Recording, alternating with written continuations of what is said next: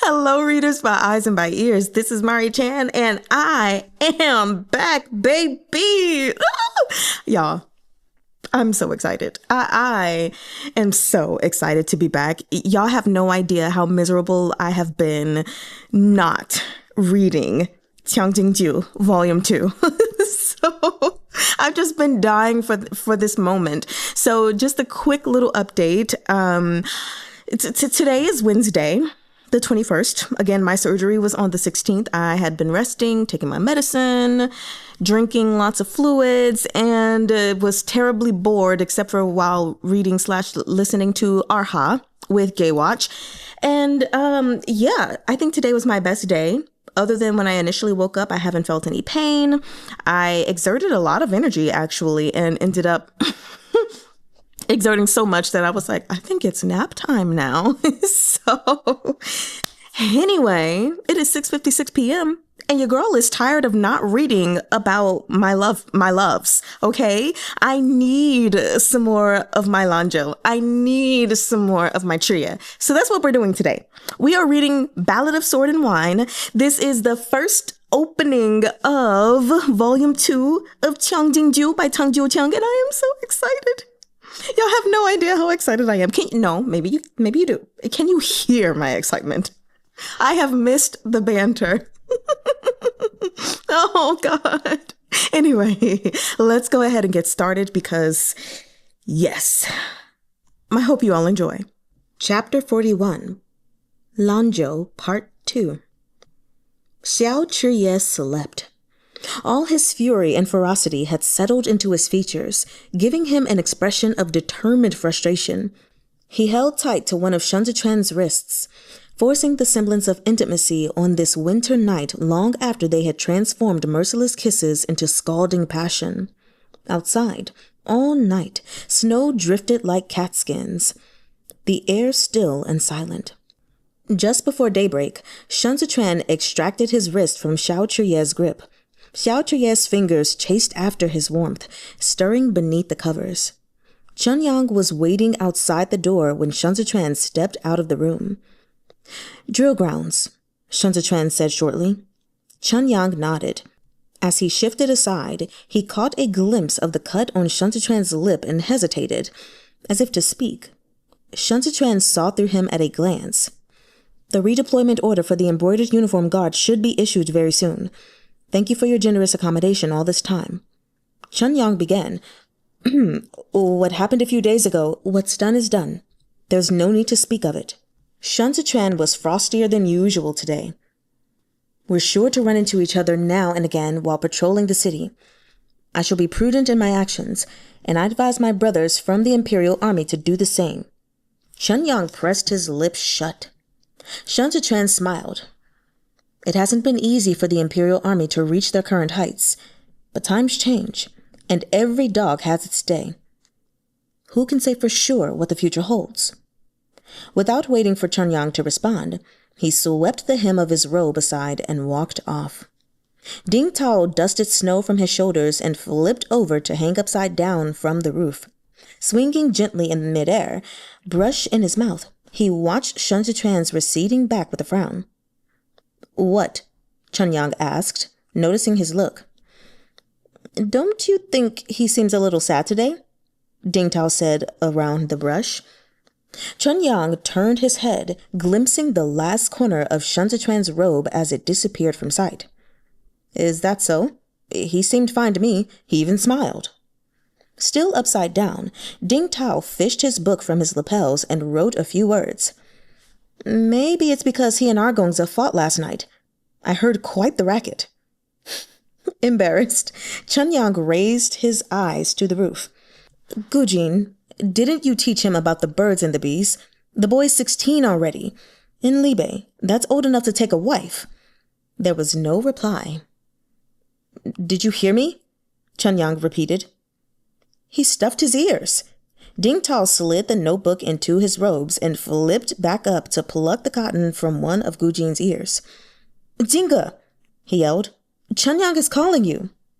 Gujin gave a start and nearly slipped off the roof. He shoved Ding Tao's face aside and frowned as he poked his head out. What? Chun-yang pointed at Ding Tao.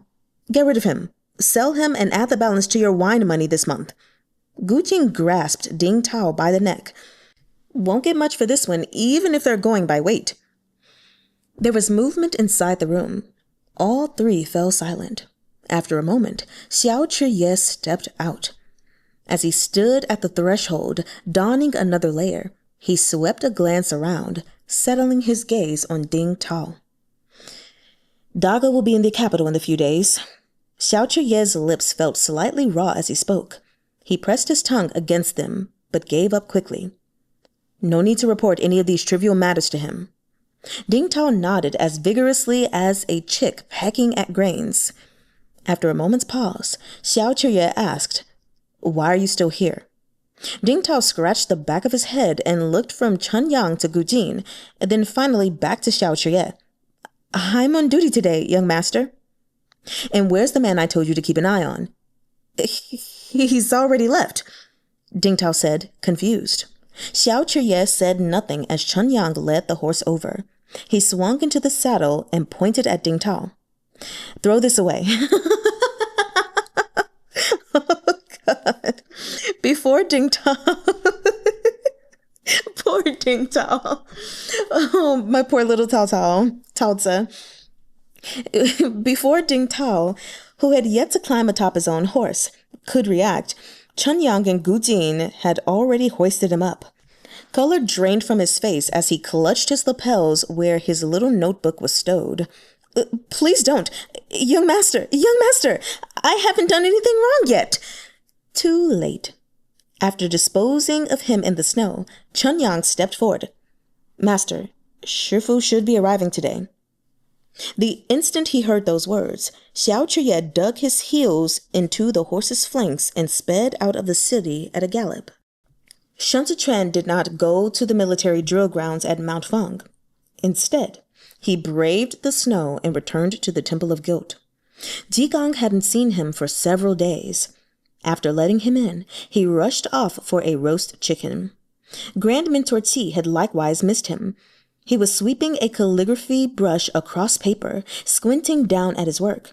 But as soon as he saw Shun enter, he dropped his brush and called out, Lanzhou! Lifting the hem of his robe, Shun took his seat across from Grand Master Qi. The embroidered uniform guard's deployment order will be issued any day, Grand Mentor Qi said. Where do you want to go? The carriage office, Shun replied. It's close to the throne. Grand Mentor Qi nodded, then turned his attention to the wound on Shun lip. Did something happen out there? After a lapse of silence, Shun answered. Now that His Majesty has Hailiangyi at his side, even a rotten plank of wood can pose as a pillar of the state. I saved Xiao that day because His Majesty's ascension to the throne was a foregone conclusion.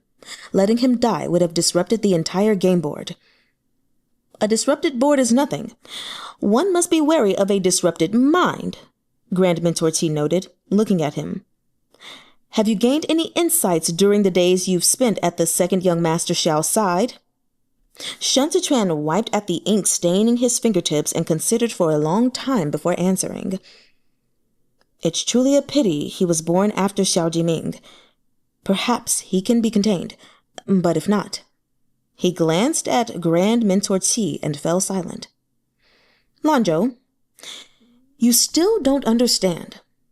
Shun waited. Grand Mentor Qi stood and paced a tight circle. Gazing out at the snow in the courtyard, he heaved a sigh. You killed Jie. Shun hand holding the handkerchief stilled. Lanzhou, we're trapped here. We subsist on hatred, but we mustn't let it poison us, Grand Mentor Qi said in a raw show of emotion. 5 years ago, you couldn't have performed such a ruthless deed. Now, you're able to stand alone and do it without hesitation. I have been your scroll and taught you all I know. I don't want you twisted by hatred. Killing rarely leads to a righteous end. Those who walk too far down that path may never turn back. You must exercise your inner demons, or you'll forever be trapped in nightmares. Yes, Jile deserved to die, but a clean slash of the blade would still have been death. Remember your days in Duanzhou. I have no wish to see you walk down a cold-hearted path that rejects all sentiment. You've said it's a pity Xiao Qr-yeh was born after Xiao Jiming, but let me tell you, it is the exact opposite. Imagine for a moment that Jimu is the heir of Li Bei. Mightn't there be a reason for him to leave you in Chudu other than resignation of fate? A fine blade develops its edge by careful honing. Xiao Qr-yeh is a blade. He has yet to notice it himself, but his elder brother has for many years pinned high hopes on him, and Li Bei has never been stingy when it comes to the praise he deserves. Had he been an expendable son, they might have indulged him and let him live a life of pleasure. Yet Xiao Jiming not only took him into battle, he gave the young Xiao Qr-yeh a free hand in leading the troops. Even if Li Bei was backed into a corner with no room to retreat, do you really think their heir handed over his younger brother just to make him miserable? The Xiao Qr-yeh who came here from Li Bei 5 years ago knew not the meaning of restraint, yet now he's learned to keep a rein on his arrogance and willfulness. What is taught in words can easily slip away. Only painful experience confers real wisdom. Xiao Jiming is a good elder brother. The least pitiful thing about Xiao Qr-yeh is to be born after him. Lanzhou, their brotherly bond should have been one you understand best, yet somehow it has become the one you understand least. After a long, gloomy pause, Grand Mentor Qi looked over and knelt to pat Shun Zichuan on the head with his wizened palm. I have taught you and given you the name Lanzhou. Serene is the orchid that grows on palace steps, boundless the horizon of the boat that crosses the sea of misery. Footnote number 1, Lan, meaning lily magnolia or orchid, one of the 4 gentlemen among plants in Chinese art. Zhou, meaning boat, so Lanzhou, as a whole, has a specific connotation in poetry, a boat of lily magnolia wood. Wide is the heart that accommodates 100 rivers, broad the vision that encompasses 1,000 lakes. You're a good child. A death is merely a death. It may be hard to step away from hatred, but your heart must remain the same. Lanzhou, oh Lanzhou. Don't you still have your shifu in Xiansheng? Why must you force yourself to these ends? Perhaps we should talk about the unhappiness you felt over these 5 years. Shun Zichuan stared wide-eyed at Grand Mentor Qi. 25 years ago, His Royal Highness the Crown Prince passed away. I regret every day and resent every night that I was unable to take that bow for him or kill his enemies with my own 2 hands. I stewed in resentment until I became what I am now. I became your Xianxiang, but Grand Mentor Qi seemed to choke on his words. I want you to be my sword, but I can't let you become a blade who has forgotten what you are. You are human, Lanzhou. Don't forget your carefree days in Duanzhou. Jimu died, but it wasn't your fault. It was heaven's decree, and we cannot change the past. You didn't survive the Chashire sinkhole only to live crushed under the burden of guilt. No, you live on behalf of him, on behalf of those 30,000 soldiers. Silly child. Qingging has been so careful. How did you still lead yourself so astray that you've blamed the wrong person? Shun Zichuan closed his eyes. He heard Jimu's cries, and he thought of the way Xiao Qr-yeh smelled. All at once, he understood why he was so infatuated with that scent. It was the brilliance of the scorching sun, the light that allowed him to escape the darkness of the Chashire sinkhole. For a fleeting moment, he could forget the tides of blood and the rush of arrows, the bitter cold and the stiff corpses beneath him. He could no longer remember those days in Duanzhou. They were too far away, as distant as memories of a past life. He couldn't even recall Jimu's face as he laughed. He had tumbled into a nightmare, tormenting himself every second of every day. Jimu was dead. Why hadn't he died instead? That his shifu didn't blame him was the greatest reproach of all, a lifetime of guilt from which he would never be freed. He couldn't be honest with Grand Mentor Qi. After living like this day after day, he had finally killed himself. Xiao Qr-yeh was the bright reflection who possessed everything Shun Zichuan did not. He had observed Xiao Qr-yeh had tried clumsily to imitate him to give himself the semblance of a person. He couldn't tell anyone that the Shun Zichuan living in this body was repulsive, a killer with a grotesque mask for a face. He was already standing at the edge of the abyss. Shun Zichuan sat with lashes lowered under Grand Mentor Chi's palm, a child respectfully accepting the lessons of an elder. He was devout and obedient, yet it was in this moment he realized he could no longer shed tears. His throat bobbed. Eventually he murmured, contrite, "It's just as Xian says." 3 days later, the embroidered uniform guard's deployment order arrived. Han Chung, formerly the assistant commander of the 8 Great Battalions, was transferred to the embroidered uniform guard as chief commander, while staff from the 12 offices were all reassigned. Shun Zichuan was transferred from the elephant training office to the carriage office, and Qingging received a promotion from company commander to judge. Shun Zichuan's new authority token was inscribed with the words Emperor's Entourage. The carriage office was a Plum position. Working so close to the throne would give him many more opportunities to get in the Emperor's good graces.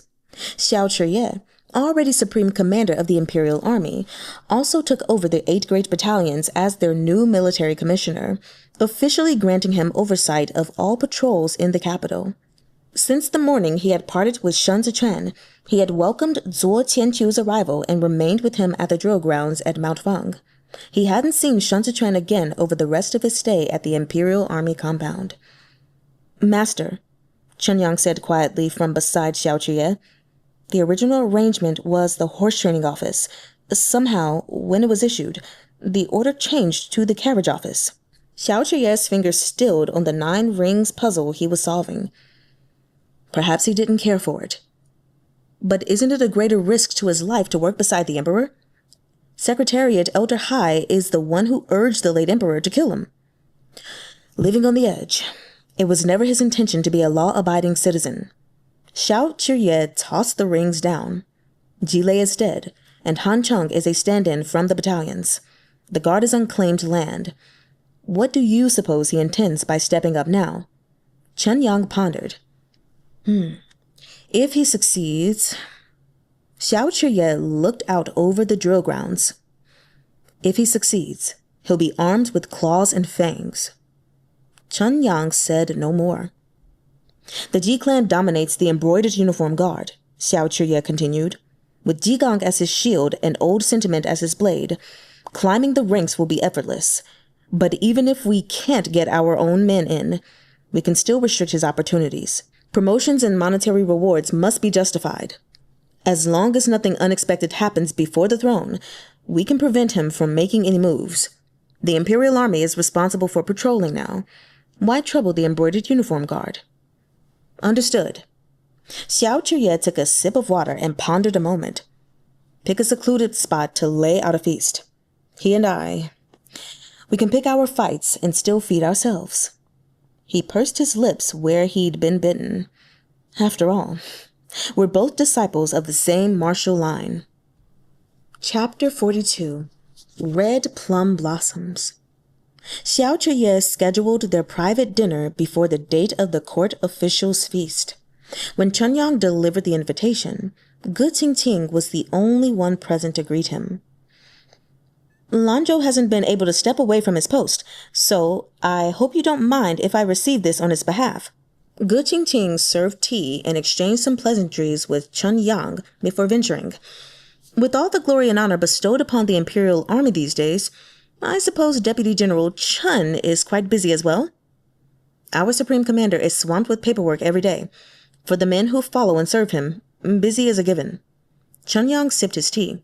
But it seems Guxiong's recent misfortune has become a blessing with your promotion to judge. To have such a bright future ahead of you is true glory.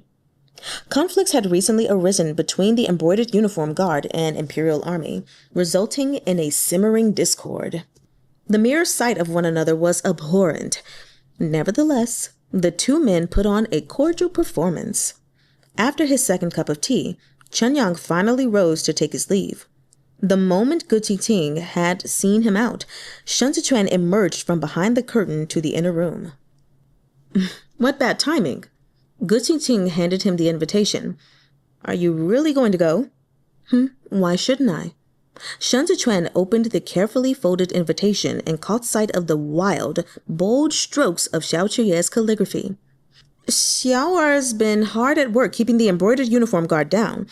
Our duties have been overtaken by the Imperial Army one by one. Worse, he has the trust and favor of the Emperor. If he were to pull something now... Qing didn't finish the thought. His intentions couldn't be more obvious. Zechuan closed the flaps of the invitation. He wants to suppress the guard and gain a monopoly over the military powers in Chudu so the Emperor will have only his Imperial Army to rely on. I'd guess he still has a few more tricks up his sleeve. That's exactly why it's too risky to take Uncle Z along to a feast right now, Qing said. Zechuan tossed the invitation onto the table. This includes Zuo Qianqiu. He won't lay a trap with him there. Still, Qing worried. Zechuan pressed his lips together. The wound there had healed.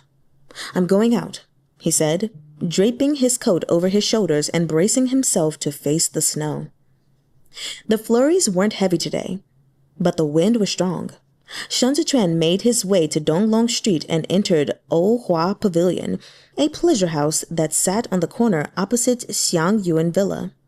Xi Hongxuan had taken up composing verses lately, which he had set to music and directed the courtesans on Donglong Street to perform. The production had become massively popular.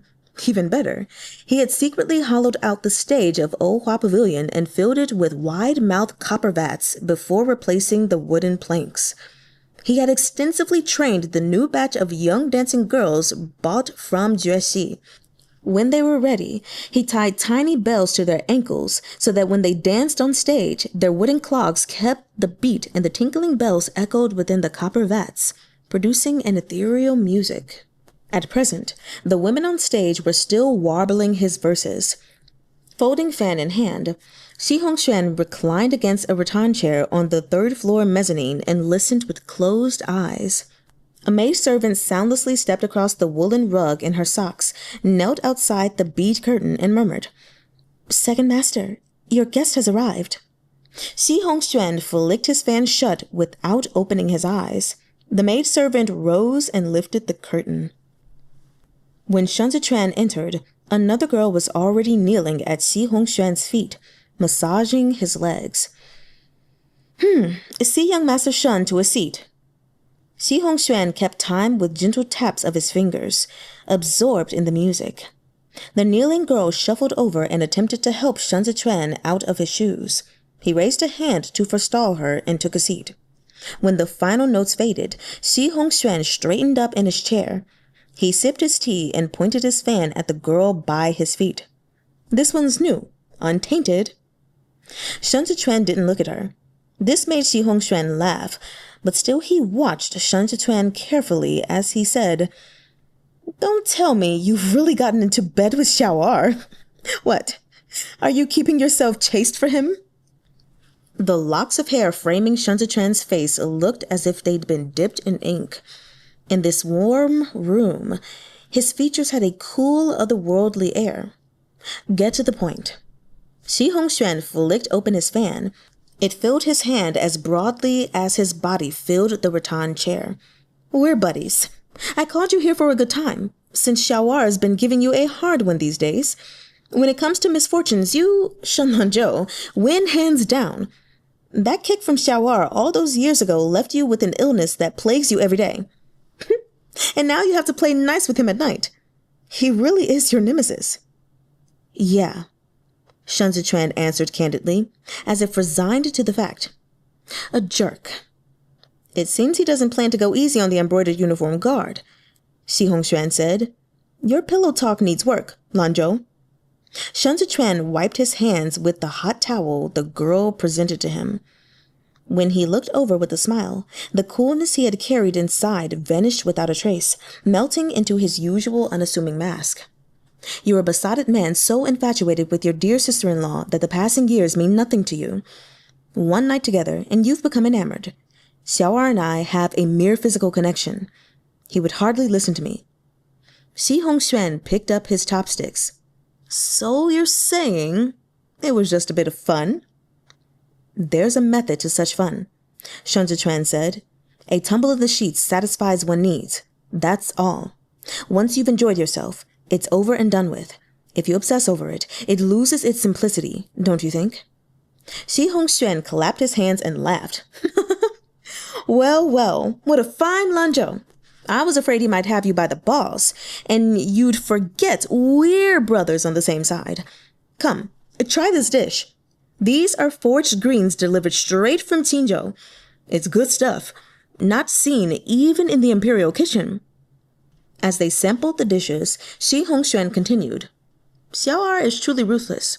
No one paid him any heed until he showed his edge during the autumn hunt.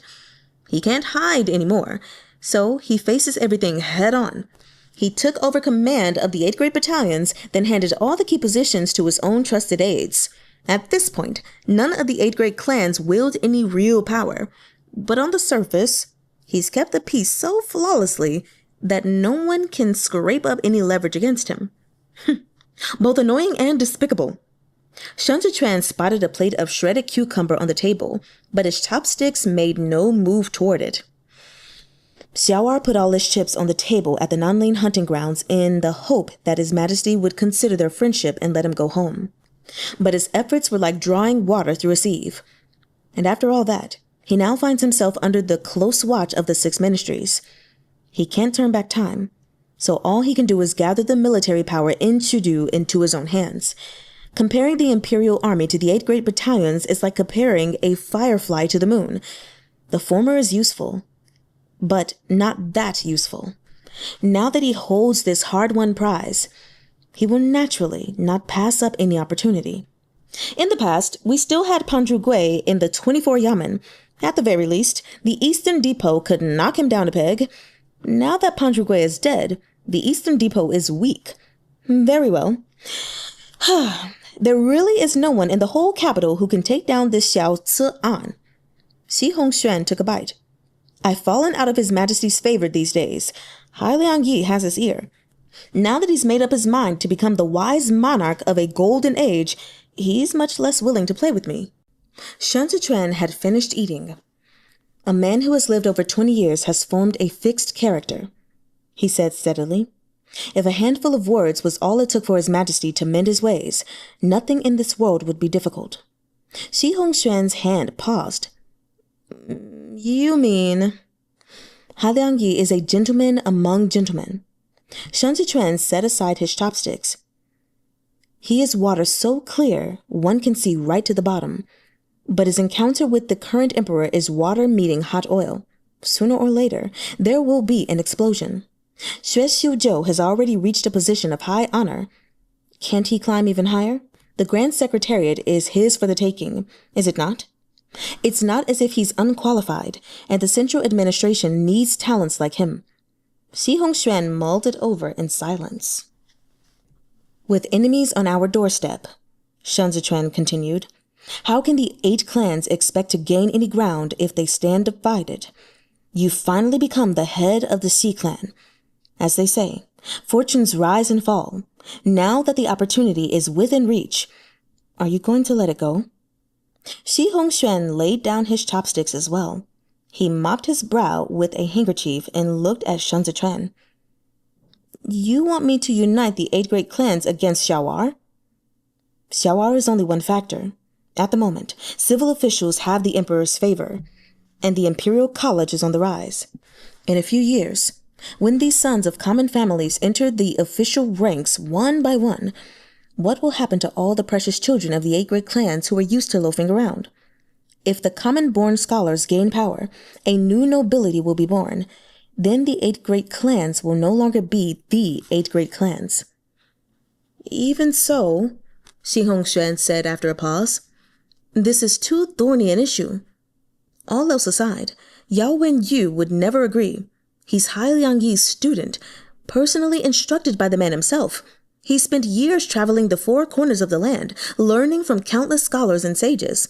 There's no way he'll allow the Yao clan to ally with us against his teacher. The 8 great clans need only to be 8 in number.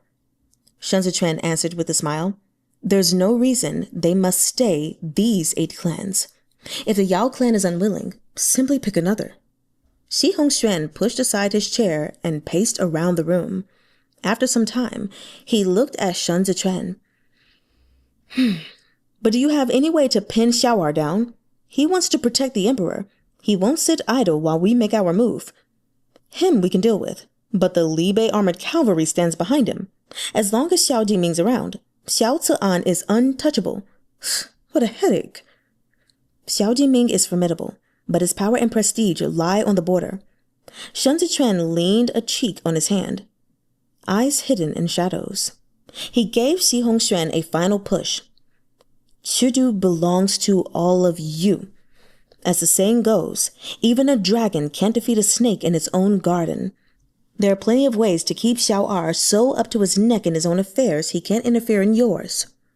Deep in thought, Shi Hongxuan entirely missed that Shun Zechuan had said you and not us.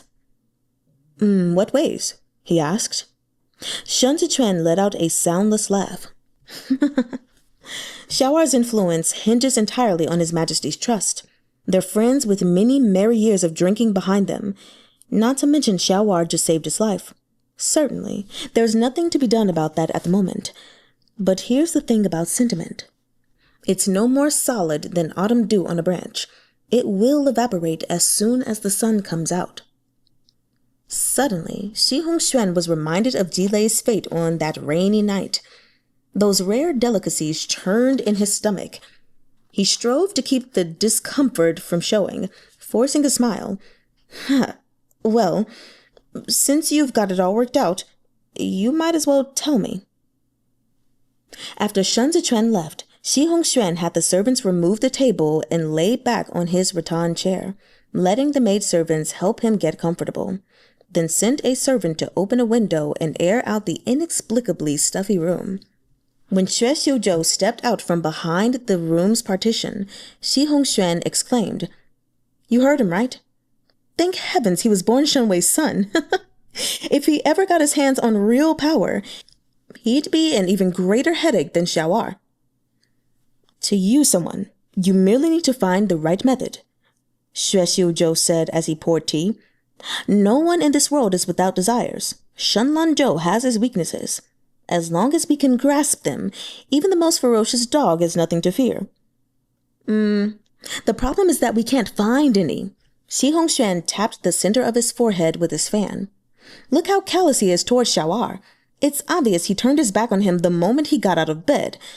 Neither humiliation nor flattery works on a monster like that. You can't even threaten him. Xue Xiuzhou smiled and gulped down his tea. Every inch the gentleman, he asked, What's the hurry? Just do as he says. Whether it works or not, it spells disaster for Xiao. By the time he's taken care of, Shun Zechuan's true motive will come to light. Shun Zechuan had drifted downstairs, but he didn't rush to leave.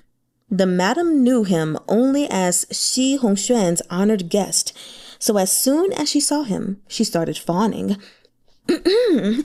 Does master see a girl he likes? Looking cannot compare to trying for yourself. He sized up the lavishly dressed woman and asked, Do you have male courtesans? The madam turned at once to the servant behind her. Lead this master upstairs and find a few clean, tender-faced boys to serve him. Shun Zechuan had hardly settled himself in the private room when the 3 male courtesans entered. He swept a glance over them. All were neatly made up. The madam was astute, with a good eye for picking people. She knew she couldn't find anyone more striking than Shun Zechuan in the whole building, so she had thought outside the box and sent him several fresh-faced and delicate-looking young men. One of the boys stepped forward to remove Shun Zechuan's shoes, but Shun Zechuan shifted his feet slightly away. They all knelt before him and dared not move again. Shun Zechuan gazed out the window. Eventually, he said, Strip. The 3 obediently shed their clothes. Shun Zechuan looked over all those fair and sloping shoulders, but from start to finish, His heart remained as calm as still water. He looked at their hands. Those slender fingers looked like they belonged to young maidens, pampered to softness all their lives. There were no calluses or thumb rings on those hands. Of course. Shun Zichuan breathed a slow sigh and rose to his feet.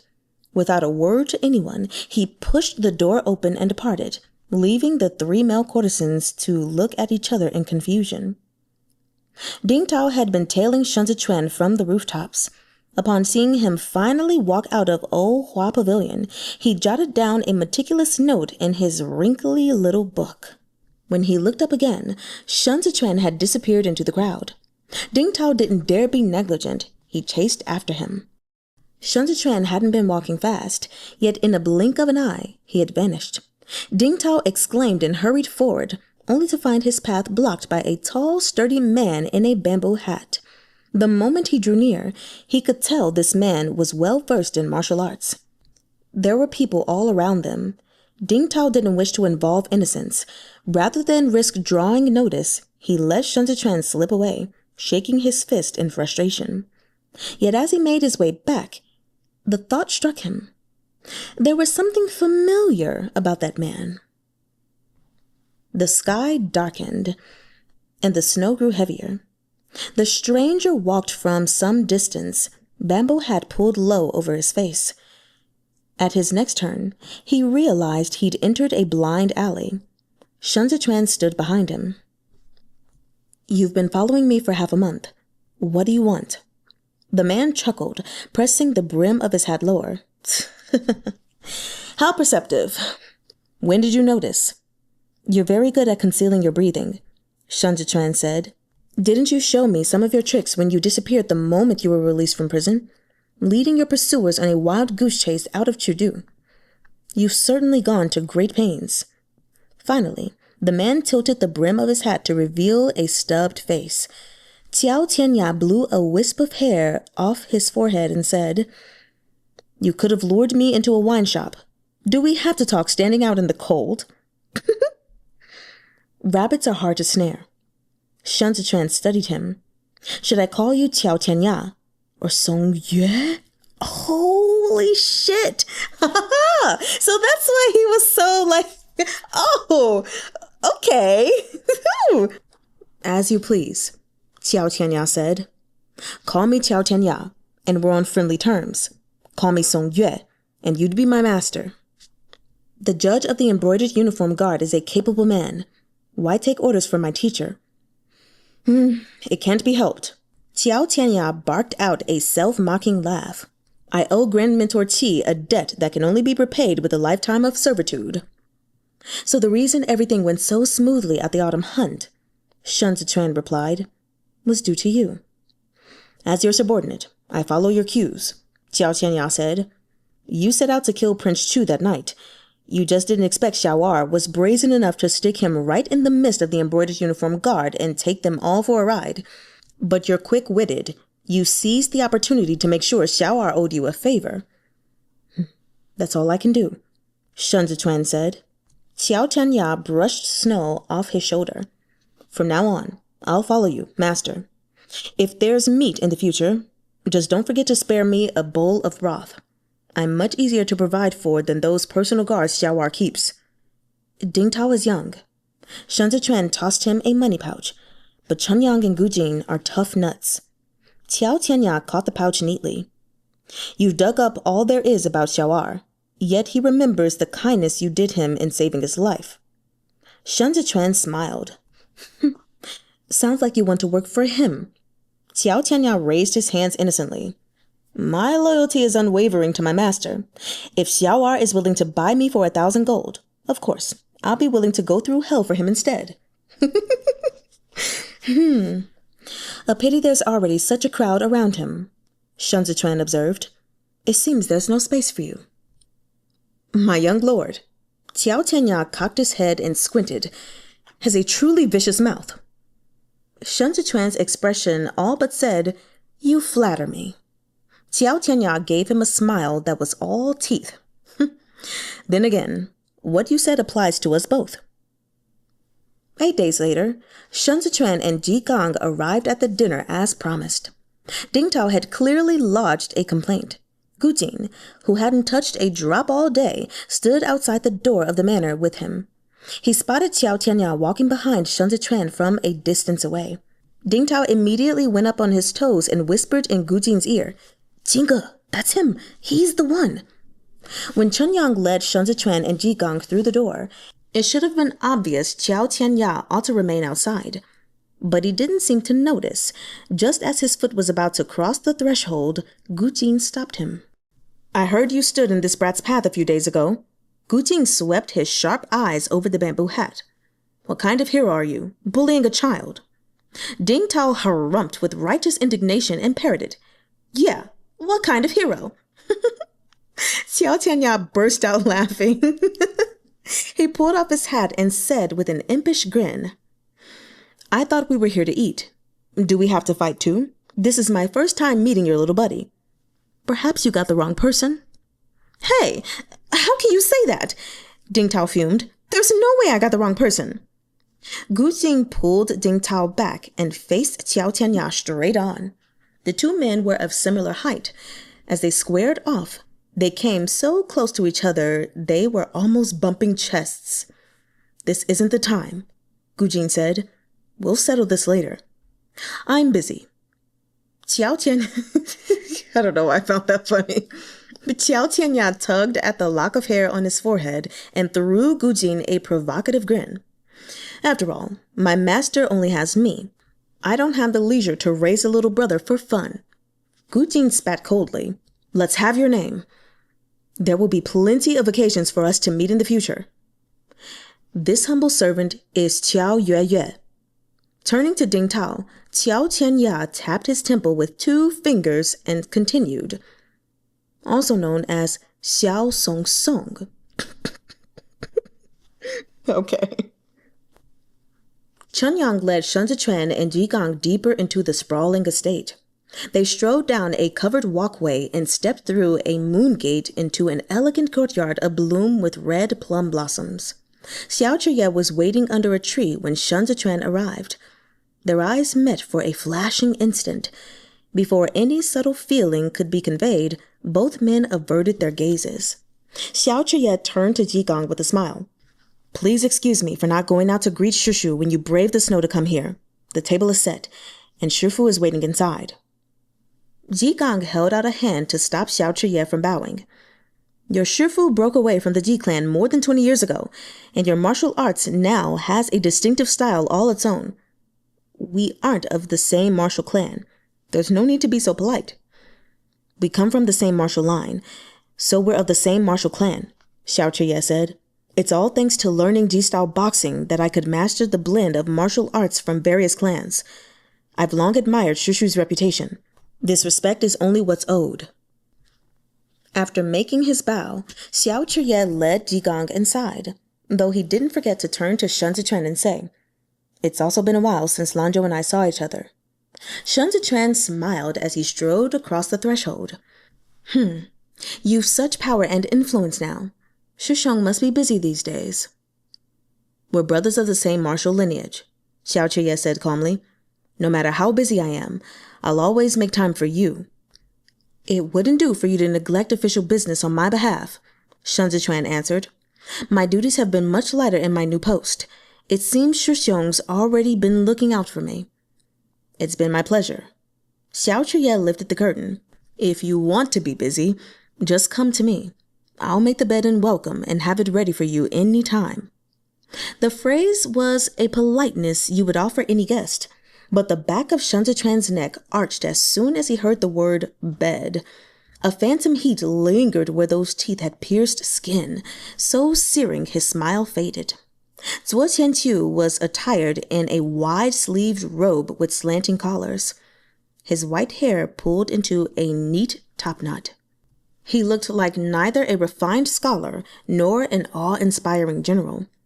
Although he had a few years on Qingging, he seemed younger. The only way to describe his aura now was otherworldly. It would appear the rumors that he'd forsaken his mortal identity and become a monk were not totally groundless. He turned and saw Qingging, dressed in a short, rough-spun tunic with a thick jacket. Qingging, with his disfigured face, looked back at Zuo Qianqiu. In an instant, the past surged up. The cheers and laughter of youth rang in their ears, but the man before him was already old and white-haired. Chr-yeh broke the silence. Both Shifu shall have their meals here. Lanzhou and I will wait outside. Chuanar, fasten your overcoat properly.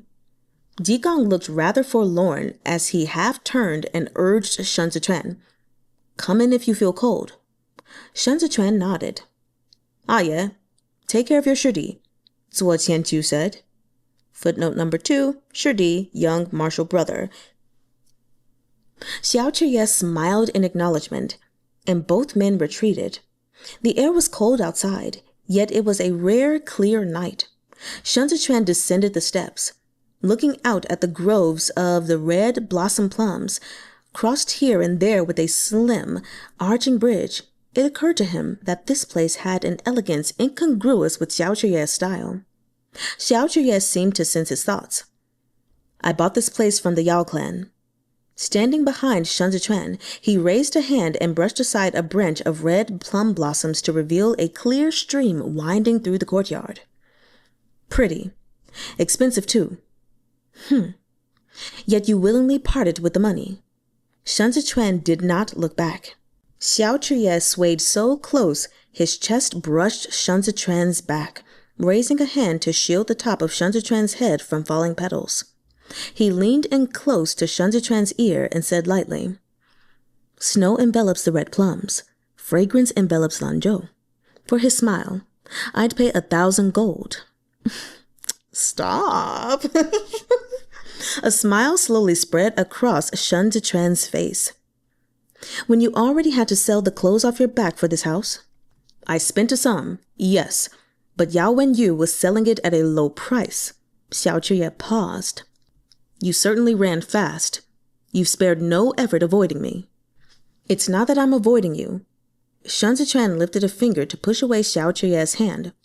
But really, what important matters do we have that must be discussed face to face?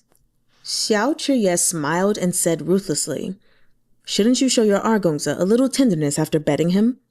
Shen Zechuan took a few steps forward, widening the distance between them. Turning, he scrutinized Chr-yeh in silence. Under the starry sky adorned with plum blossoms, both men, in retrospect, came to understand something.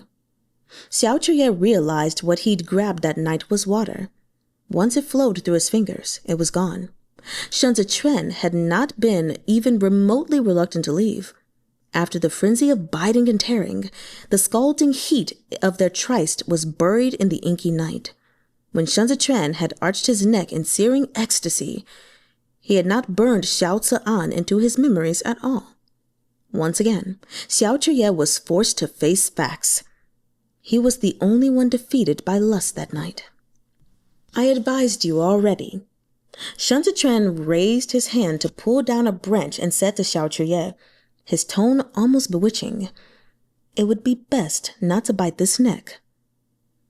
The pleasures of the bedroom, Chr-yeh challenged with a frivolous smile, are not something I can take sole credit for. The greatest difference between you and me is desire. You are filled with it, and trying desperately to hide your wild ambitions. The nape of a neck is a single minor adversity. You've clung to me, wanting to resist it, wanting to defeat it. In the end, you've lost. You see, Z-ANNE. Here, Shen Lanzhou plucked a plum blossom, tore the petals, and put one in his mouth. I'm not at the mercy of lust, so how do you plan to win against me? Chr-yeh stepped closer and grabbed Shen Zechuan's hand that held the flower. He leaned in, his features indifferent. What is but one time? If you found it lacking, we should go a few more rounds. You had no use for the girls in Ohua Pavilion, and you didn't dare to touch the boys either. You pretend to be a sage, celibate and aloof, but I'm not the one who moaned and panted so delicately that night. Chr-yeh pulled Shen Zechuan's knuckles to his lips, pressed against them dangerously, and snickered. I've lost to lust, that's true. But if you're really so steadfast, then why did you feel the need to take that tumble in the sheets with me? Shun Lanzhou, I think you're much more terrified of succumbing to desire than I am. After 3 rounds of drinks between Jigang and Zuo Tianqiu, much of the awkwardness of estrangement had bled away. Though the atmosphere still wasn't warm, it felt like more than enough for them to have a chat over wine. Between sips, Jigang removed the muffler around his neck. When Zuo Tianqiu saw that the burn marks covered his neck as well, he couldn't help asking, "When the Biansha horsemen invaded Duanzhou, how did you end up like this?" Jigang turned his wine cup in his hands and chuckled. Shunwei beat such a quick retreat that Duanzhou fell in less than a day. The Biansha horsemen were swift, and my legs aren't what they used to be. What chance did I have? Back then, I was ready to fight to the death. Thinking of Hua Pingting, he choked with emotion. He turned aside and rubbed his face, letting the words die. Zuo Tianqiu downed his wine. Shunwei deserved 1,000 deaths. Not just him, Jigang said bitterly. The fall of Zhongbo was suspicious in more ways than one. They pushed the blame onto Shunwei because they were certain he wouldn't survive. You've been away from Chudu so long. How can you be sure Shunwei was a scapegoat? 5 years ago, when Chunar was brought to the capital, someone tried to kill him in the prison, said Jigang. Shunwei was dead and gone, yet someone wanted to ensure no member of the family survived. Why, if not to tie off loose ends? Zuo Tianqiu drank his wine in silence. After a moment, he mused. Now that they're all dead, it won't be easy to conduct a thorough investigation into the fall of Zhongbo. Does your disciple seek revenge for Shunwei? Jigang had abstained from drinking the past 5 years, but had broken his sobriety for Zuo Tianqiu tonight. The wine had already gone to his head. Revenge? He sneered, clutching the table edge for support. Why would Chunar seek revenge for Shunwei? Zuo Tianqiu, how can you be so close-minded as them? Is everyone in the world with the surname Shun guilty? Chunar has grown up. He has the sense to know better, and he can tell right from wrong. He happens to be Shunwei's son, but other than that accident of birth, they have no connection. Why do you all push him into a corner? Shunwei is dead. Shouldn't you look at the Biansha horsemen to avenge this so-called blood debt of Zhongbo? He smashed his wine cup on the ground, chest heaving. A thorough investigation of the Zhongbo defeat isn't for any revenge, but to discover the reason behind his suffering. You are a general, too. Has it not occurred to you? If they could raise Zhongbo 5 years ago, then they can do the same somewhere else 5 years later. Back then, the Biansha horsemen kept such a close pursuit. How could they have done it unless they had a map and some help from within? Zuo Tianqiu sighed. Gangdi, don't be angry. Footnote number 3, D, is a term of address for one's younger brother. When Jiming arrived in Zhongbo, the first thing he did was cut off the route between Zhongbo and Dancheng, specifically for the sake of investigating the source of Biansha's intelligence. But the situation was critical then. Do you know how difficult it was? All information pointed to Shunwei, yet he self-immolated, leaving only a single, disfavored son of common birth. How could the survivor not arouse suspicion? After a moment of silence, Jigang said, "That kick from your disciple nearly killed him." Zuo Tianqiu drank deep again. "I won't defend him, but please understand, Gangdi. We each have our own experiences and act in pursuit of our own goals." "Sure," Jigang sneered. "Just pay lip service and consider it a closed case." Zuo Tianqiu set another empty cup on the table and shouted, "Ah, yeah." The door opened at once. Zuo Tianqiu poured wine into the cup with one hand and tossed the cup towards Xiao Chr-yeh with the other. "Apologize to your shushu and shudi." Jigang reached out and intercepted it, balancing the cup on one end of his chopsticks. "We were the ones whose skills left much to be desired back then. Chunar, why don't you come and make a toast?" As the words left his mouth, he sent the cup spinning toward Shan Zichuan. Chr-yeh intercepted it midair. Lanzhou, it's my responsibility. Don't fight Shishong on this, all right? Shan Zichuan lifted a leg and tapped Chr-yeh's arm with his toe, knocking it aside. Okay, that's what we're doing. Was that necessary, you little seductress? I'm sorry. Shifu's orders must be followed. Shishong, please allow me. The wine cup pitched and fell from Chr-yeh's hand. Their palms brushed past each other. Chr-yeh drew back and shoved Shan Zichuan's arm away, but just as the cup was about to crash to the ground, Shan Zichuan caught it with the top of his foot and flung it back into the air. Their exchange stirred up an audible breeze. The wine cup had fallen and flown between them, but not a single drop had spilled. Qingging, who had been holding his chopsticks the whole time, now applied them to some of the cold dishes. These moves were not passed down by the Ji clan. Zuo Tianqiu watched them fighting. Those are the Xiao clan's moves. They resemble a fierce raptor grabbing its prey. Once caught, it's hard to break free. Lanzhou, focus your attacks on your legs. Disrupt his balance. Shan Zichuan immediately retracted his hand and, taking a short step back, launched a kick. Chr-yeh dodged. There were things he wanted to say to Shan Zichuan, but before both Shifu, he kept silent. He parried the kick, grabbing Shan Zichuan's ankle. Using his own body to block Shan Zichuan from the elder's view, he ran his hand along the curve of Shan Zichuan's calf before gently tugging him closer. How terrifying, said Chr-yeh calmly. I'm powerless against your kick. Chr-yeh's touch almost sent Shan Zichuan rocking off balance, but he still had to reach out to grab the cup as it fell. Chr-yeh patiently waited for him to catch it before throwing a punch straight at Shan Zichuan's face. Ha! G-style boxing! Qingging's chopsticks paused. He held back judgment for a moment as he watched, then conceded. No wonder Tranar spoke highly of him. Chr-yeh's physique was perfectly suited for it. This punch was so well executed, not even Qingging could find fault. Cup in one hand, Shan Zichuan dared not take the punch straight on. He leaned backward. The gust of wind from Chr-yeh's fist brushed the hair at his temple. Before he could straighten, Chr-yeh pressed in.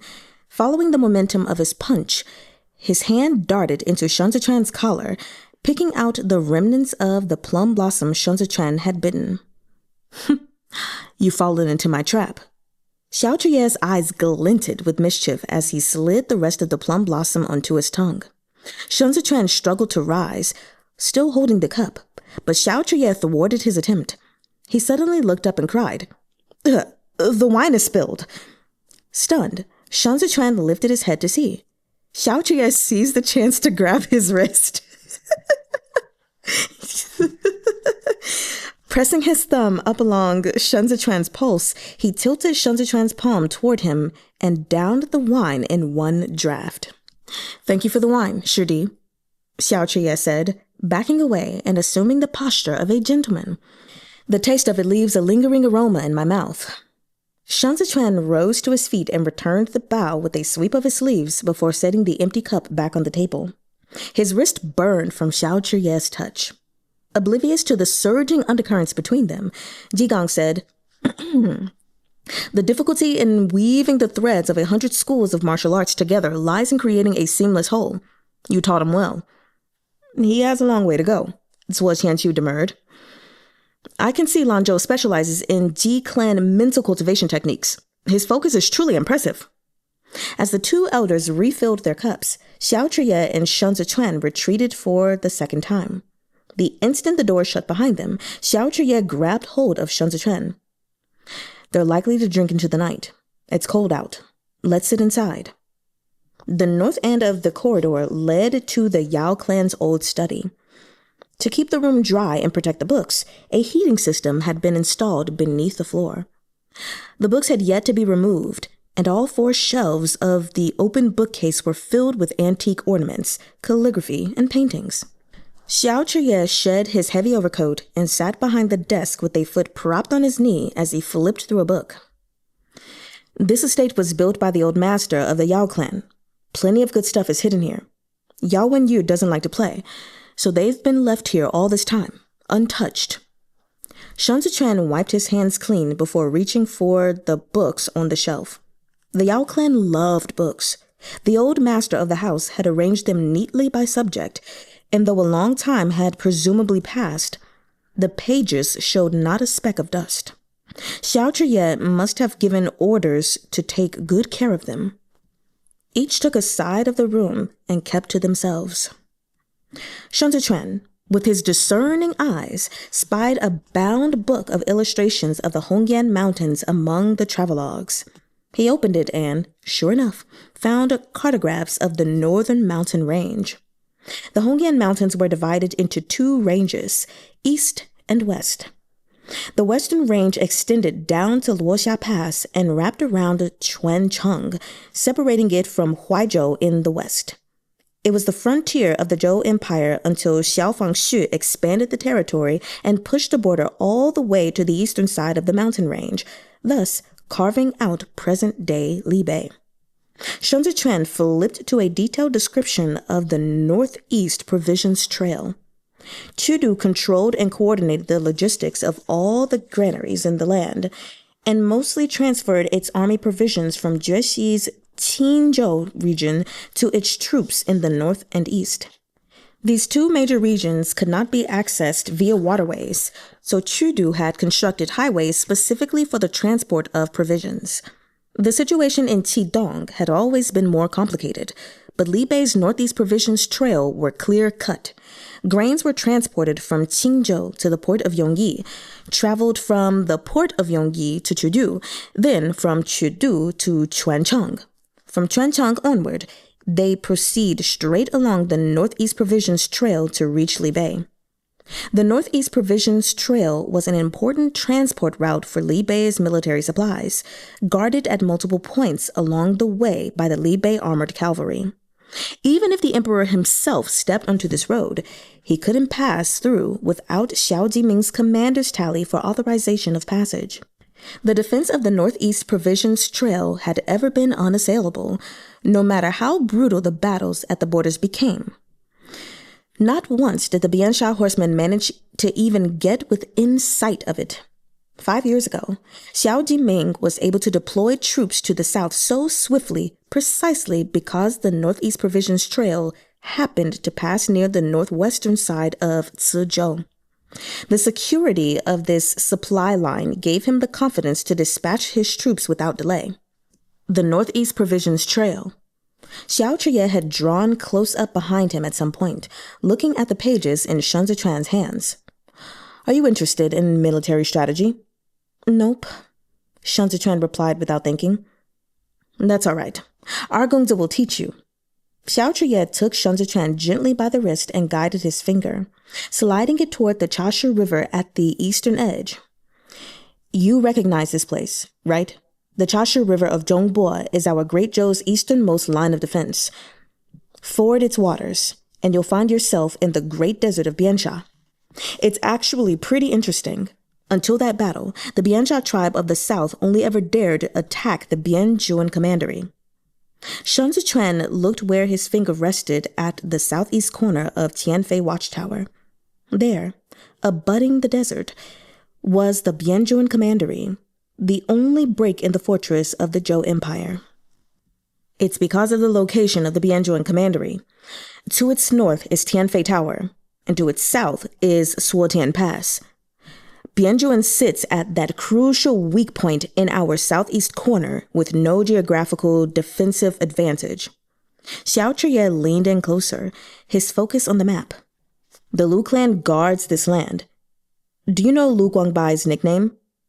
They call him Beacon Smoke and Rising Sand because the Lu clan defends tens of thousands of li of smoke beacon towers in the desert. The Biansha horsemen are crafty and favor night assaults. Every time they clashed, Lu Guangbai would light up the smoke beacons, The Bianjuan Commandery garrison's troops are the best infantry in the empire for night strikes. They're experts at laying ambushes. Getting a little excited, Xiao slid Shun Zichuan's finger across the map to the Bianjuan Commandery. Of the 4 great generals, Shifu is most skilled in defense. Because of the terrain around Tianfei Tower, there's no need to initiate attack or dispatch troops. Don't be fooled by how unremarkable the Bianjuan Commandery looks. In fact, Lu Guangbai is the best in the country at attrition warfare. Neither my eldest brother nor Marshal Qi is as formidable as he. The Bianjuan Commandery has no cavalry. Shun Zichuan turned his head slightly and cast Chr-yeh a glance. Chr-yeh smiled. He seemed particularly relaxed at this moment. Lu Guangbai doesn't need them. His soldiers are the bane of cavalries. The Lu clan has stood guard in the desert for generations. The climate is harsh, and the barren land can't be cultivated at all. They are truly so broke they can't afford to raise horses. But with or without them, battles need to be fought. Working around these constraints, the Lu clan managed to develop battle formations for the express purpose of holding off mounted attackers. Shun Zichuan looked back at the map. When you say pretty interesting, you're referring to how unusual it was for the Biansha horsemen to deviate from their usual pattern to ford the Chashi River 5 years ago? That's right. When Chr-yeh was deep in thought, he had a habit of spinning his thumb ring. Now, with his hand covering Shun Zichuan's, he squeezed Shun Zichuan's finger absent-mindedly. There's one thing you should know first. The 12 tribes of Biansha is a collective moniker.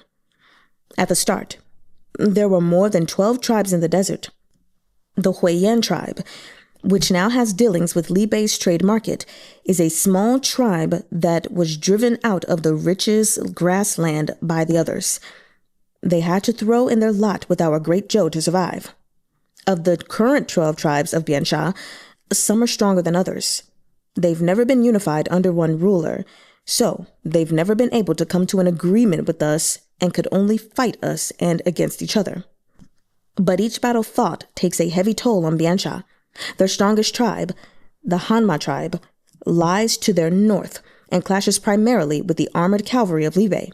Meanwhile, their swiftest Gosha tribe lies to the south and engages the garrison troops of the Bianjuan Commandery.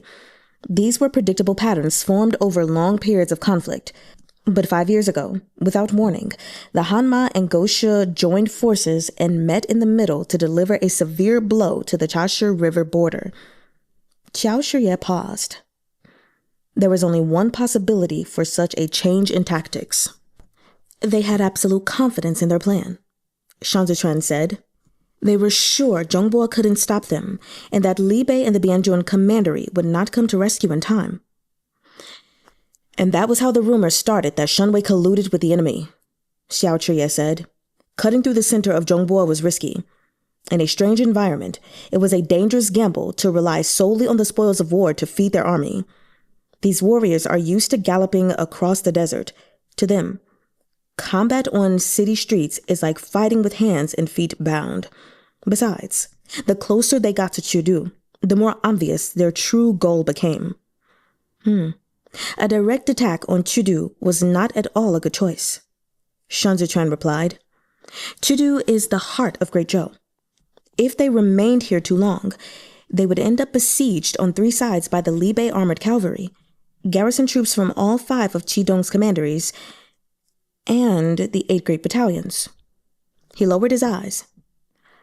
I never believed the Biansha horsemen meant to take Chengdu. Clever, Xiao praised. He slid Shun Zichuan's finger back across the entire breadth of the map and pointed at Jue on the westernmost edge. I think they were heading here. Jue faces the sea. It boasts 2 major ports and 3 major grain reserves. All the military provisions for Li-Bei, Chengdu, and Qidong come from this region. Once they entered Jue, they wouldn't even need to attack the cities. They would already have all 3 forces by the throat. Without help from the inside, this would all be a flight of fancy, Shun Zichuan mused. From Zhongbo to Jue, it's a straight line east to west. The shortest path there is through Zhongbo.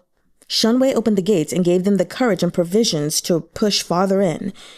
If it wasn't for the northeast provisions trail, Daga couldn't have sent troops for at least 7 more days. In those 7 days, if the 8 great battalions failed to stop them, the Biansha horsemen would have arrived at the port of Yongyi. Xiao said, "This is the real reason for Li Bei's wrath.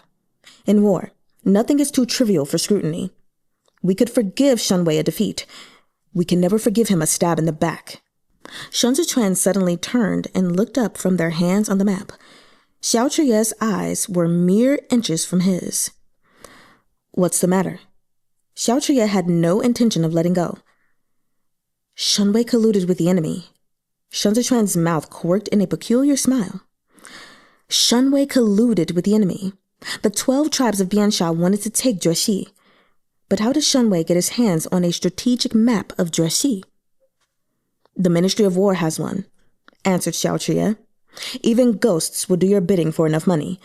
It can be obtained with a hefty bribe." "In that case," said Shun Zechuan, "it's not just Shun. Anyone could have done it." Chapter 44. Night Chat. "That may be so." Chr-yeh looked down. But Shun was the one who determined success or failure on the front line. His features held an uncharacteristic tenderness with his lashes lowered like this. The brilliant interest from earlier had yet to dissipate. It shimmered in his eyes like fireflies in the night. Shun Zechuan watched him for a moment. "The Ministry of War has had no significant personnel changes in the last 5 years." "You can investigate if you want," Xiao said. "I won't stop you." "Of course you won't." Shun Zechuan lifted his gaze back to the book. "Because you want to look into this too. The Hua clan should be the most likely suspect, but there are 1,000 simpler ways to dispose of a tainted blade like Shun. Involving too many people would only leave a more damning trail." "Well, you killed Jile." Xiao smiled. "I imagine he gave you plenty of information. Hiding it away is no fun. Lay it out on the table so we can speculate together." "Oh, but I already knew everything you said, and you know nothing of what I might say." Shun Zechuan extracted his hand inch by inch out from under Xiao-Chiyeh's. "That doesn't sound like a fair exchange." Xiao-Chiyeh thought about it. "How about this? We'll do a 1-for-1 trade." "Sure," Shun Zechuan replied. "But first, get out of my way." Making full use of his towering stature, Xiao had barricaded Shun Zechuan next to the bookshelf. He flipped through the pages lazily. "Don't you know the rules? Secrets ought to be whispered." Shun Zechuan leaned forward to move away from him. "Whispered doesn't mean we have to be stuck together. The walls have ears." Xiao replaced the book, leaned an arm against the shelf, and smiled down at him. "After all, I've only just bought this estate and haven't acquainted myself with its secrets yet. It's better to be cautious." "Xiao." Shun Zechuan dropped his eyes to the book. "You really are an asshole." "Sure," Xiao said, "but what can you do?" "All right, I'll go first." Shun Zechuan waited, eyes downcast. When he heard no sound, he turned back and realized Xiao was still looking at him. It was only when their breaths tangled between them that Xiao began. "Shun didn't set himself on fire. The fire at the Prince of Jianxing's manor was set by the embroidered uniform guard, and Jile had orders to go there. But you know that already, don't you?" "Yes," Shun Zechuan said calmly. "It's no secret." "Then, do you know the real reason behind the fall of Duanzhou?" Xiao asked. Shun Zechuan couldn't look away. He couldn't even take a moment to think. The instant he failed to keep pace with Xiao-Chiyeh's train of thought, he would fall into his trap. During the attack at Chashi River, Shun ordered the Duanzhou garrison troops to withdraw, leaving behind his heir, Shun Zhouji, to cover their retreat. Shun Zechuan said. Shun Zhouji was cut from the same cloth as his old man. Faced with a hopeless battle, he abandoned his troops at Chashi River and fled with his personal guards. The Biansha horsemen dragged him down the public road to his death the same day. With Shun Zhouji dead, Morale at Chashi River plummeted. After the massacre, there were no more soldiers on the front line in Duanzhou. Correct, Xiao confirmed. But there's something you don't know. Before Shun Zhouji died, he and Shun Wei strangled the commander of the Duanzhou garrison troops, Tan Tai Long, to death. Tan Tai Long? Tan Tai who? No wonder Tan Tai Hu said his own brother had been at the Chashir sinkhole. Shun Zichuan frowned. Strangled to death? Tan Tai Long insisted on deploying troops to meet the enemy head-on. He repeatedly contradicted Shun Wei in public. When Shun Wei issued his withdrawal order, Tan Tai Long refused to obey. Shun Wei pretended to make amends over drinks, then, together with Shan Shouji, strangled Tan Tai Long in his room. Chr-yeh paused. Lao Hu doesn't know this. He thinks Tan Tai Long was killed in battle. This is the first matter I'm confiding to you. Your turn. Hastily, Shun Zichuan gathered his thoughts. Shun Wei was party to the struggle for the throne during the reign of the Guangcheng Emperor and carried out assassinations for the Empress Dowager, who then put him under close watch. When he realized the danger, he bribed Pan Zhuge and fled to Zhongbo. One oughtn't be too quick to dispose one's watchdog, Xiao said. Under normal circumstances, the Hua clan wouldn't have made such a risky move to dispose of Shun Wei. There was no benefit to the Empress Dowager, who already controlled most of the government's levers of power. The cost of the battle far exceeded the funds in the empire's treasury, and the Empress Dowager was yet looking forward to holding court as the Emperor Emeritus behind the screen. Having Shun Wei killed would have been detrimental to our own plans. His death wasn't worth the price. Shun Zichuan nodded slightly. So what Jile said might not be the entire truth. He was just a pawn. To investigate properly, one must start at the Ministry of War. From there, you can follow the trail up or down. I'll go up, and you can go down, said Xiao. Top and bottom are linked. They are inseparable. It was only after he spoke that Shun Zichuan realized Xiao was making a pass at him. That's what I was thinking. Oh my God. He flipped through the book and feigned obliviousness. With a hint of a smile, Xiao stepped aside. I'm so sorry. With a hint of a smile, Xiao stepped aside. Have a seat. The study was awfully hot. Xiao was dressed in a scarlet court robe, the lion of his military rank roaring on his Mandarin square. He was now a real second-rank supreme commander of the armies in Chu-Du. Presumably, he had come straight from the palace and hadn't had a chance to change. His features were all the more striking against the vivid color of his outfit, lending him an air of upright handsomeness that replaced his usual frivolous manner. The two men faced each other across the table. Xiao fixed his gaze on Shun Zichuan, who kept his eyes on his book. He didn't bother to hide his interest now. His examination idled around Shun Zichuan's neck and settled on his hands. He was no longer relegated to considering one spot. He wanted to behold every inch of Shun Zichuan. He watched Shun Zichuan's fingers curl as he reached out to flip a page, and thought of those same fingers, damp with sweat, and how they had curled just like this as he gripped the sheets, rocking like surging waves. Shun Zichuan felt Xiao gaze on him as a physical touch, as though he was still holding Shun Zichuan's finger in his hand. A strange restlessness came over him. He closed the book and looked squarely at Xiao. Says Xiao. Shun Zichuan laced his fingers together, curling his lips in the ghost of a smile. The Imperial Army is so busy these days. I'm afraid you'll have no time to investigate these extraneous matters. Xiao twirled his ring around his thumb. It's temporary. If the embroidered uniform guard has time to spare, they can share the Imperial Army's burdens. I'm a humble soldier with neither an official post nor the favor of the Emperor. How could I have any say in what the embroidered uniform guard does or does not do? Shun Zichuan leaned back in his chair. The Imperial Army has to manage capital patrols as well as private cases of the Imperial Court.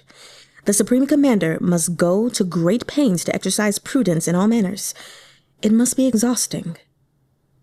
Ever since he'd sidelined the embroidered uniform guard, Xiao truly had been busy.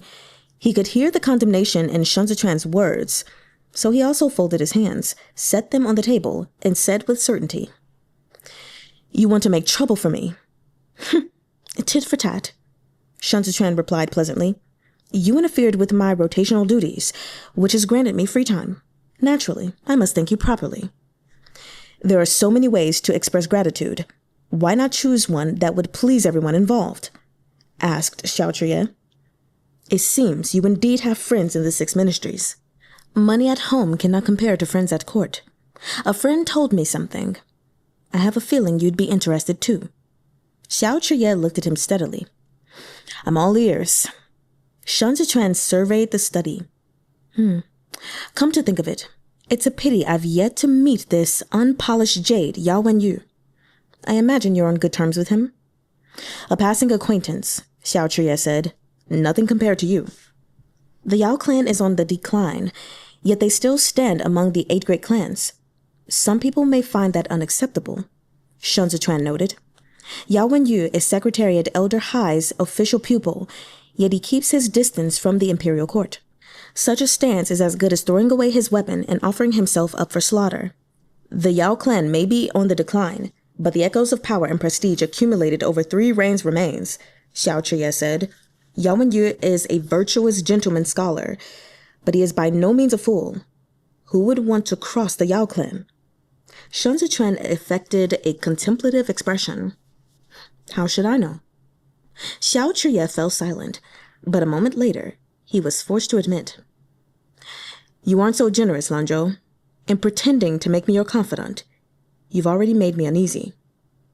If we're going to investigate together, I'll gladly help within my capability," Shun Zichuan said. "It only occurred to me today, since you're on such good terms with the Yao clan. The 8 great clans have stood tall for such a long time. Look how important you've become. Isn't it to be expected that they would scheme against you? And if the Yao clan isn't willing to play along, it will inevitably become the target of the other clans' ire. By taking command of the 8 great battalions, the 8 great clans' most important asset in Chudu, Xiao had broken their hold on military power. Losing a position in court was nothing. Younger generations at home could replace them. But losing the 8 great battalions meant they were truly under someone else's boot. It was one thing for the 8 clans to counterbalance and plot against each other, and quite another to be under the control of Xiao. As the adage went, what was long divided would surely unite, and what was long united would surely divide. Footnote number 4. This is the opening line of Romance of the 3 Kingdoms, attributed to Luo Guanzhong, a historical war epic considered one of China's 4 great classic novels. I'll read it again. As the adage went, what was long divided would surely unite, and what was long united would surely divide. Now, the 8 great clans had a reason to unite. Their common enemy, Chr-yeh. Shun Zichuan was right, but Chr-yeh still smelled something fishy in this seemingly candid answer.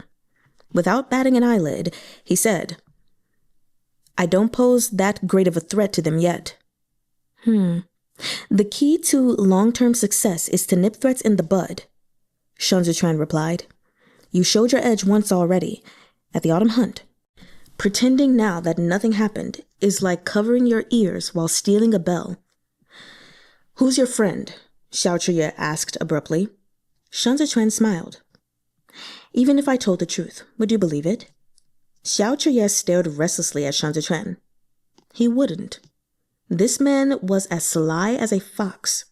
Every word he said sober was an alloy of truths and lies. He was far too difficult to deal with like this. Xiao had found him much easier to talk to in bed. Of course. "I'll find him." Xiao leaned in, closing the distance between them. "As long as you leave the slightest trail, you won't be able to escape my eyes." "You're going to be scrambling just to keep your head above water," Shun Zichuan said cheerfully. Better think of a way to safely ride out this storm first. To think your heart doesn't ache for me at all. Xiao lightened his solemn expression. One night spent as husband and wife. Okay. Sorry. One night spent as husband and wife. Affection for 100 days of your life. Lanzhou, you're too callous. Shun Zechuan parroted his words from earlier. That's right. But what can you do? Oh gosh, I love this so much. Xiao sat down and, leaning back, propped his legs on his knee. He considered a moment. This matter can be easily resolved. It's a minor concern, but I have to thank you properly for this reminder tonight. That's much too kind of you, Shun Zechuan said. 100 taels will do nicely. I'm broke. Xiao dropped his... Sorry. Oh, gosh. I'm broke. Xiao drawled his words. My annual salary as a second-rank official is only 150 taels. But I have other things I can offer in exchange. Argongsa can warm your bed. Forget it then. Shun Zechuan smiled politely. I'm used to sleeping alone. I don't need a bed warmer. Habits can change. Xiao lifted his knuckles to his nose to smell Shun Zechuan on his skin.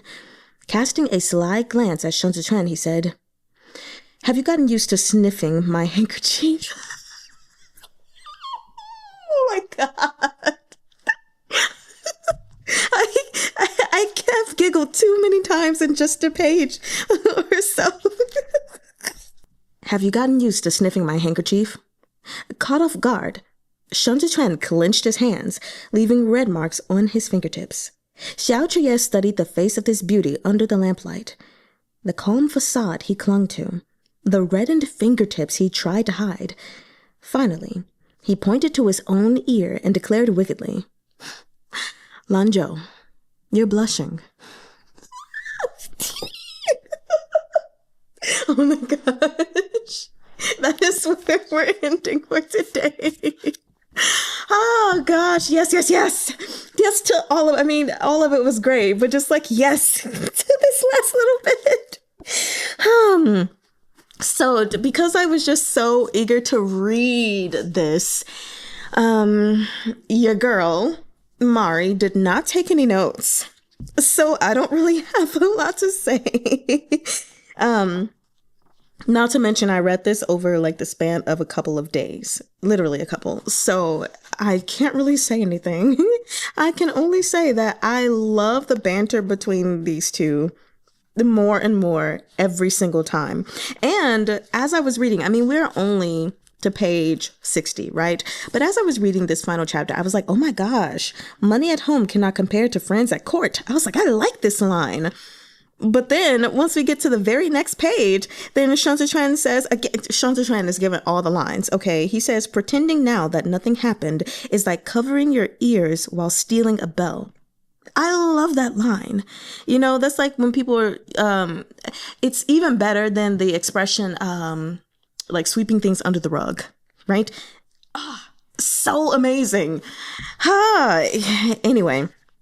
Their banter was amazing. I thought it was really cool to see them having a moment of essentially Xiao explaining like the map and some military strategies to Shun Zechuan, even after Shun Zechuan was like, no, I'm not interested.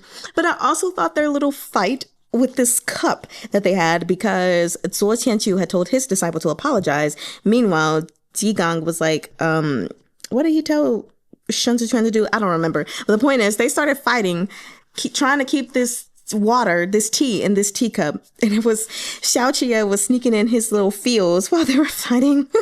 And he won in the end. Just hilarious. And as far as everything else, another thing I will say, just like going off the dome again, because no notes, right? But in chapter, I believe 42, let me see. That is correct. Red plum blossoms. At the very end of this, actually, when it says, Xiao said, Shen Lanzhou, I think you're much more terrified of succumbing to desire than I am. I had to highlight this line because you know what? I think it might be true. I think it might be true because honestly, succumbing to desire, I feel for Shen Zechuan, he would see this as weakness, right? See this as a problem of getting to whatever it is that his goal is. And so putting feelings in the way, especially with this person in particular, Xiao Chr-yeh, I'm sure is just to him wholeheartedly not convenient at all. He's like, absolutely not. Like, we cannot. No. But then the other thing is, you know, even with that, I like the fact that Xiao Chr-yeh still realizes the kind of person that Shen Zechuan is, even though he's clearly smitten, you know, even though he's not even trying to hide it anymore. It's not like he's living in a world of delusion. He's not in Delulu. Okay, because when we go to page 38, he's like, you know, Xiao Chr-yeh realized what he grabbed that night was water. Once it flowed through his fingers, it was gone. Shen Zechuan had not been even remotely reluctant to leave. The only one defeated that night by lust was him. So, and he faced those facts. So I just love that, you know, he's not, now that they've had sex, like, oh my gosh, let's be together forever. I mean, he's definitely flirting with him and everything, but y'all know what I'm saying. Like, he's not super crazy about it. Also, I just think it's funny that the first time they slept together, he was like, I advise you not to bite this neck, you know, at the end of volume 1. But then in this too, when they were at the Red Plum Blossoms, Shen Zechuan had said again, he was like, I advised you already. It would be best not to bite this neck. I think it's funny that he knows how obsessed with his neck that Xiao Chr-yeh is.